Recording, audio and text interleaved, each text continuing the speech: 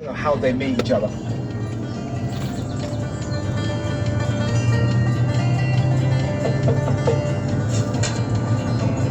Hi, welcome to Montana, the state.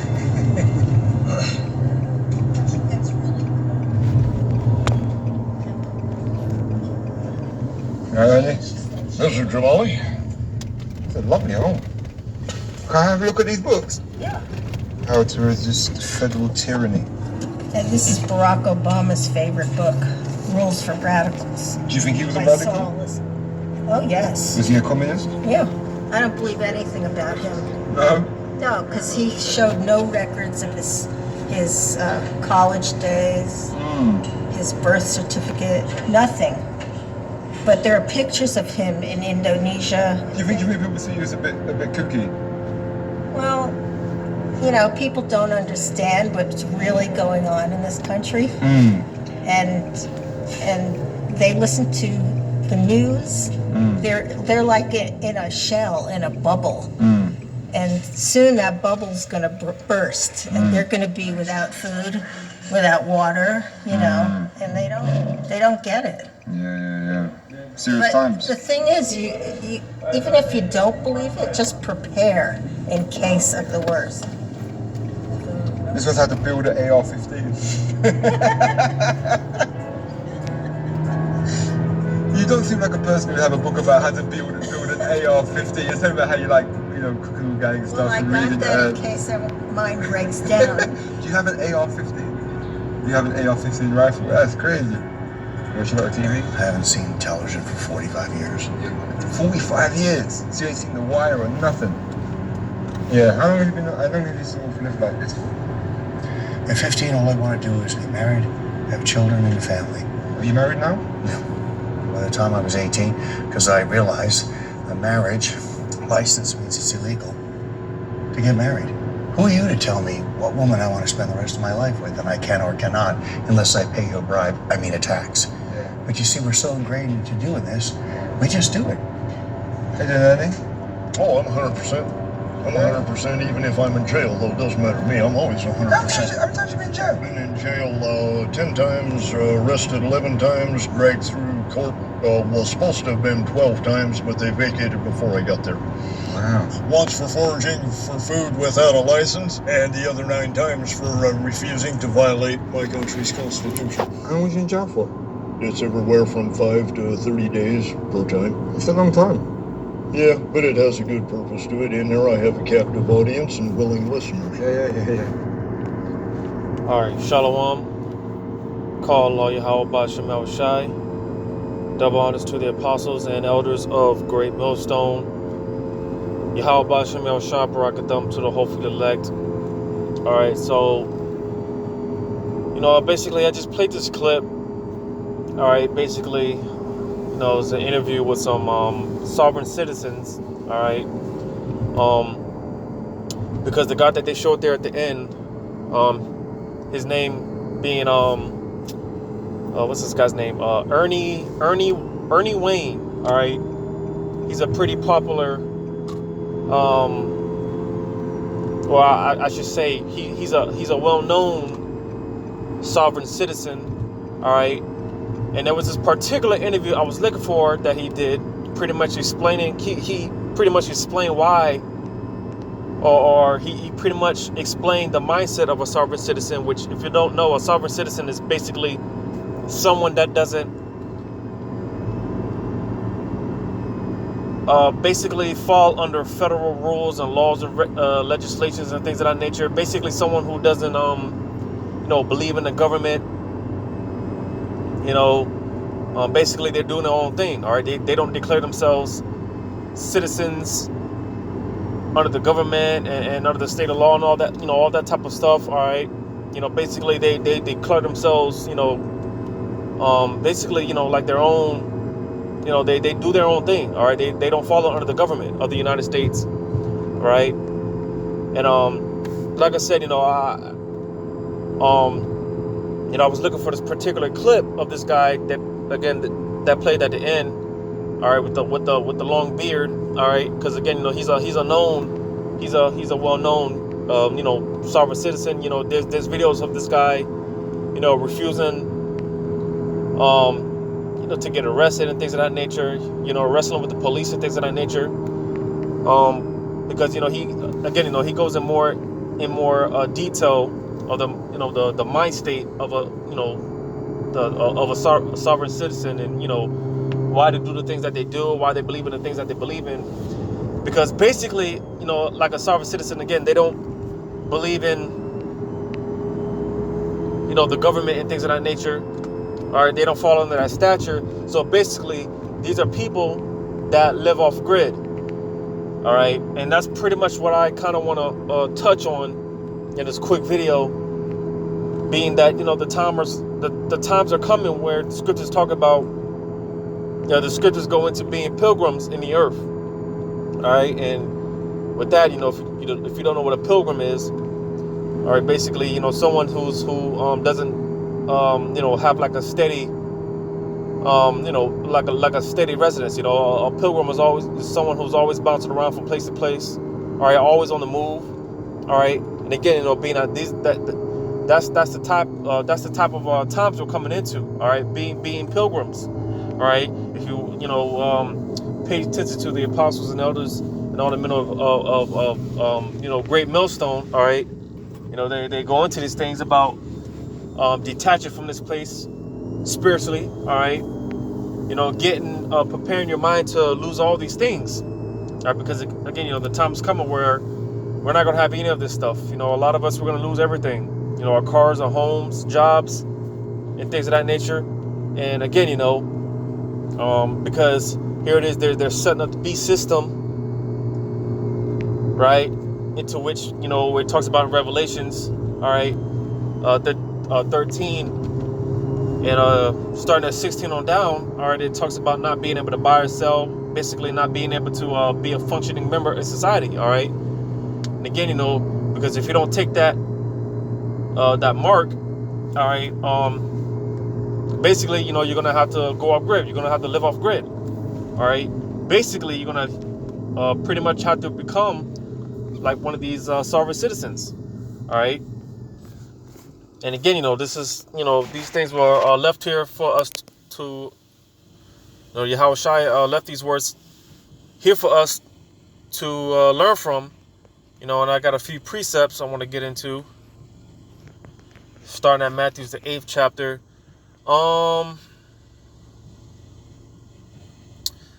Matthew 8, starting at verse 18, it says, "Now when Yahushua saw great multitudes about him, he gave commandment to depart under the other side. And a certain scribe came and said unto him, Master, I will follow thee whithersoever thou goest."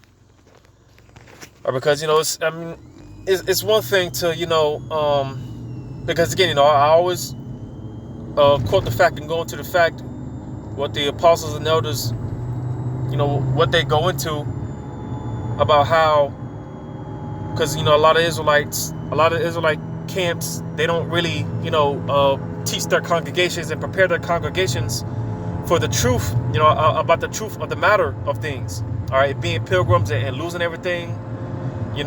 Some of us are being beheaded and things of that nature. All right, a lot of these Israelite camps, they don't teach these things. So, a lot of people, they get into this thing not really knowing and understanding the cross that you have to bear once you come into this truth.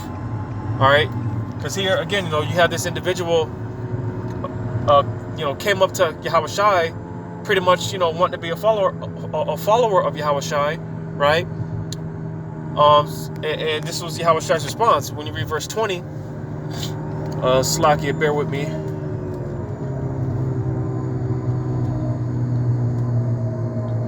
Okay, so verse 20, it says, "And Yahweh Shai saith unto him, The foxes have holes, and the birds of the air have nests, but the Son of Man have not where to lay his head." All right, because basically, again, Yahweh Shai, all right, he didn't, really have a place to, really call home. All right, being that, the scriptures talk about how this is not our rest. All right, now, of course, there's nothing wrong with, having an apartment in your name and things of that nature. Of course, there's nothing wrong with that, but, our mind shouldn't be stayed on these things, right? Because ultimately, the truth is more important than anything. And Yahushua, because scriptures also talk about how Yahushua said he went into how basically he talked about being of his father's business, all right, which again, this truth, all right. So with that being said, all right, Yahushua, again, he didn't really have a place to call home. He didn't really have a place to settle down. He didn't have, the scriptures talk about how he didn't, actually I just read it, Slakia, where he didn't have a place to lay his head, all right. Because again, Yahushua, he was always on the move. He was, constantly preaching and teaching and things of that nature. You read about the other, like Apostle Paul, all right, you read about his journey and how he was all over the place, all right, as well as other men, other prophets and things of that nature, all right. Because for the most part, some of the prophets of old, some of the men of old, all right, they were on the move. They didn't have a place to, really call home, all right. You read about our forefather Jacob, how he talked about how he basically used rocks, like he's pretty much put together a collection of rocks like a pillow, sleeping on rocks and things of that nature, because again, for the most part, our a lot of our forefathers, they were constantly on the move. They were always on the move, not really settling down, in one particular place for too long, and again, just always using the example of Yahushua because he's the greatest example, all right. So again, being that Yahushua was the greatest example, all right, which is why I put this precept. There's another precept that went into, again, young man coming to Yahushua, wanting to be a follower. If I'm not, it could have been this, because it's in the Gospels. It could have been the same, the same individual that approached Yahushua in this precept. I'm not. I gotta fact check it. Gotta get, look back into that. But in another account, it talked about how, pretty much drinking of this cup, because again, people get into, people get into this truth not really knowing and understanding what it's about, all right. Because again, this being in this truth, man, it's not a it's not really a comfortable thing, and again,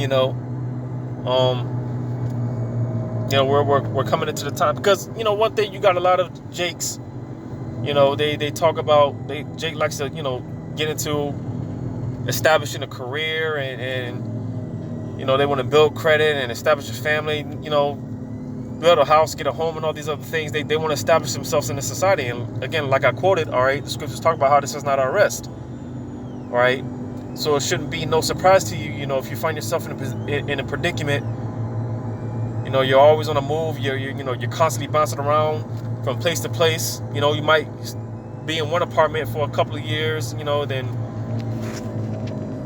you might find something else that's more suitable, or whatever the case may be, however the Lord sets it out. But again, that it shouldn't be no surprise, because again, this isn't our rest, so we shouldn't want to get comfortable here,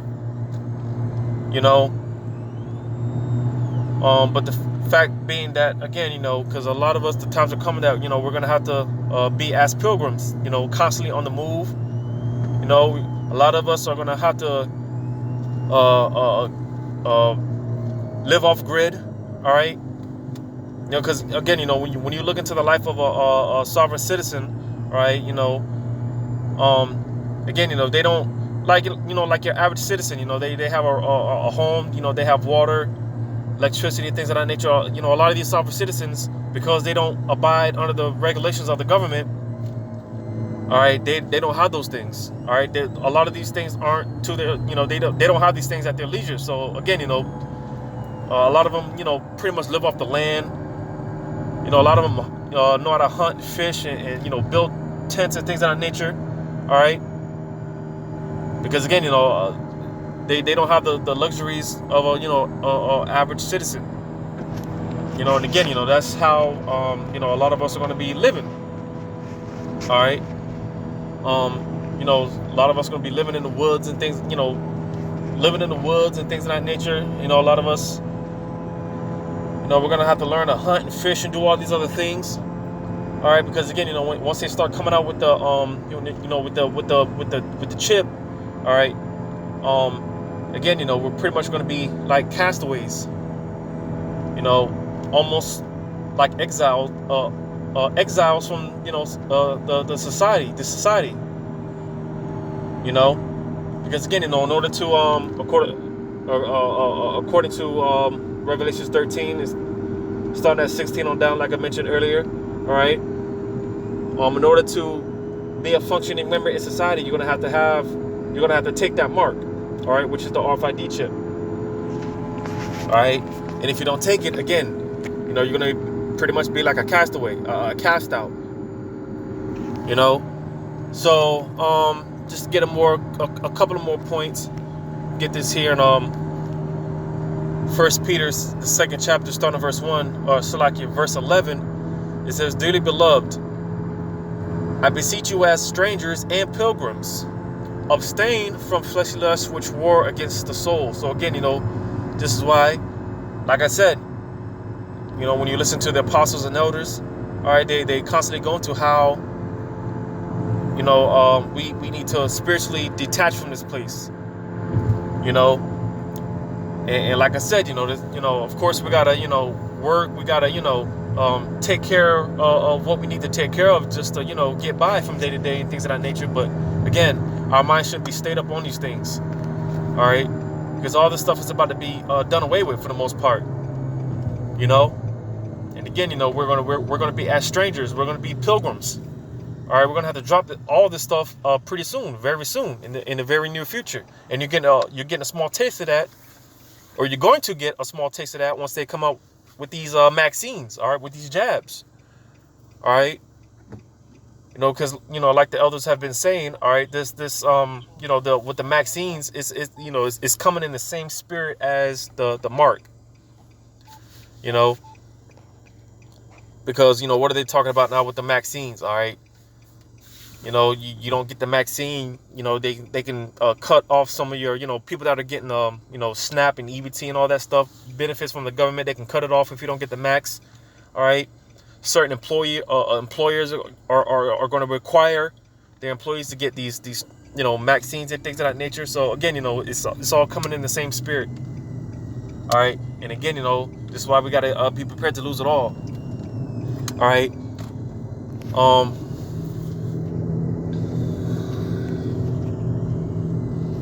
Get this in Hebrews 11 and 13. So let me park real quick.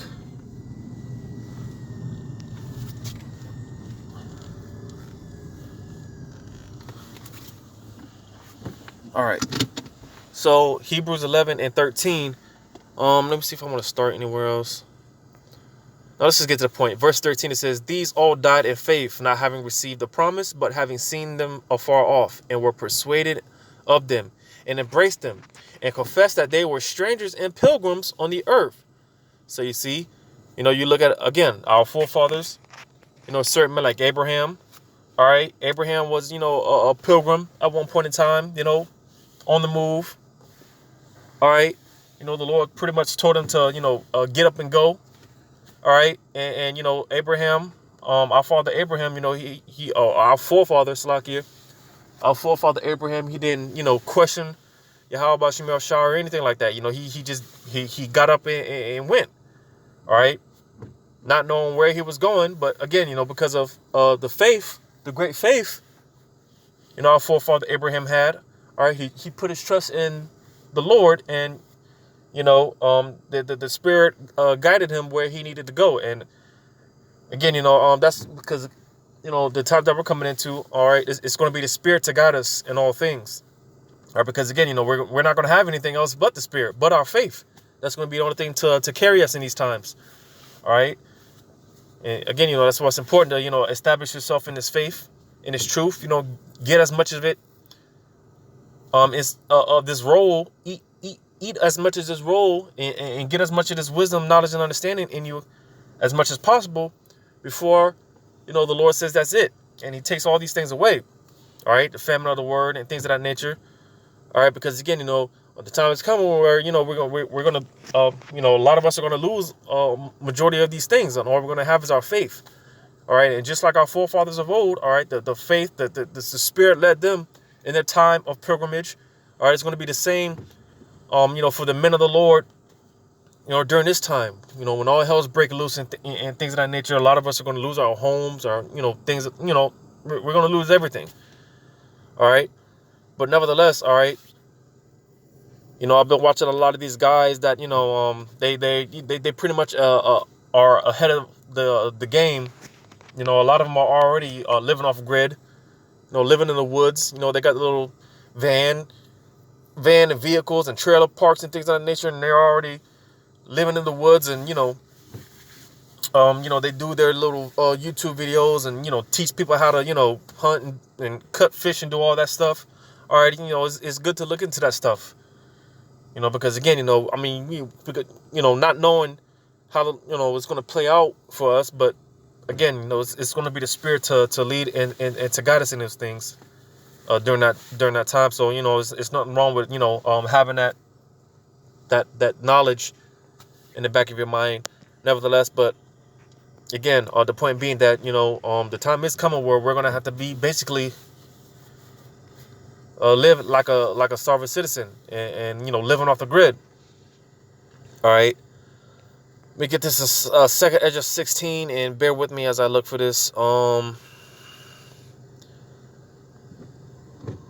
bam, right here. Verse 18. The second edge of 16 and 18, it says, the beginning of sorrows and great mournings, the beginning of famine and great death, the beginning of wars and the powers shall stand in fear, the beginning of evils, and we're currently in that time, all right?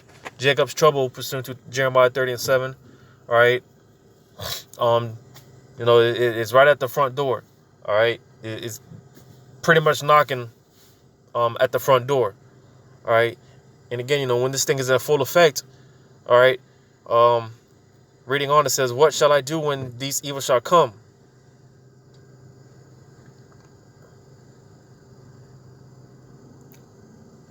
Slacker, that's not what I wanted. I know it's in this chapter. Let me, well, matter of fact,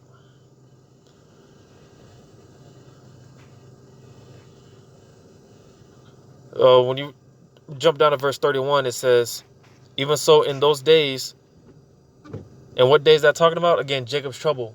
All right, when all hell does break loose out here, it says, there shall be 3 or 4 left by them that search their houses with the sword. All right, Sloggy, that's not what I wanted. But basically, when all hell is break loose out here, all right, because bam, here it is, verse 40. It's so second edge of 16 and 40. It says, "O my people, hear my word. Make you ready to the battle, and in those evils, all right." Again, what evil is that talking about? All right. Again, it's going into that time period of Jacob's trouble. All right. So during that time period, because that's what, when you break down the word evil, all right, it goes into bad times. All right. Because let me look for this real quick. Because when you go to here, because this is the time we're coming into. All right. 2 Timothy 3:1, it says, "This know also that in the last days perilous times shall come." All right. And again, being that we're in the last days, all right, a lot of things are going to be going down out here. All right. And that word perilous, it just goes into dangerous. All right. A lot of things are going to be, going on during this time. All right. So with that being said, all right, when it's all said and done and all hell's breaking loose out here, all right, I'm going to read verse 40 again. It says, "O my people, hear my word, make you ready to the battle. And in those evils, be even as pilgrims upon the earth." All right, because again, man, it's not like you're just gonna be, sitting in your apartment and when all hell's breaking loose and martial law troops and all these things are going on. It's not like you're just gonna be sitting in one spot when all these things are going down. No, we're for the most part, we're gonna be on the move. We're gonna be on a run. All right, you got the persecution of the saints being set up. All right, certain brothers are gonna be hunted down, and they're gonna have they're gonna send out different militia groups and things of that nature, hunting the prophets and things of that nature. All right, again, because it's written that a lot of us, we're gonna be pilgrims. We're gonna be in the move. We're gonna be in the run. All right, some of the elect, they're gonna be hauled off to these different concentration camps and FEMA camps and things of that nature. All right, we're gonna be taken away and separated from our families. All right, so again, this is why it's important to not get settled, not get comfortable, not get laxative and all complacent. All right, prepare your mind to lose it all. All right, because again, these are the times that we're coming into. I like watching this guy, Ernie Wayne. All right, which again, he's a pretty known sovereign citizen. All right, because again, these are people that are pretty much they're in a mindset of how we should be. Just not just spiritually detached from a society and things of that nature. All right, they don't. These are people, they don't trust the government and things of that nature. All right, so because again, like I said, these are some of the groups of people I just like to watch and I like to study and just getting in that mindset of spiritually detaching. Preparing to lose it all. And being prepared to be as pilgrims, as the scriptures, the precepts I've brought out, being as pilgrims, so I'm gonna go ahead and end it off there. Hopefully this was edifying, and once again, I'm gonna give all credit to you. How about Shemel Shai? Double honors to the apostles and elders of Great Millstone. Until next time, I say shalom.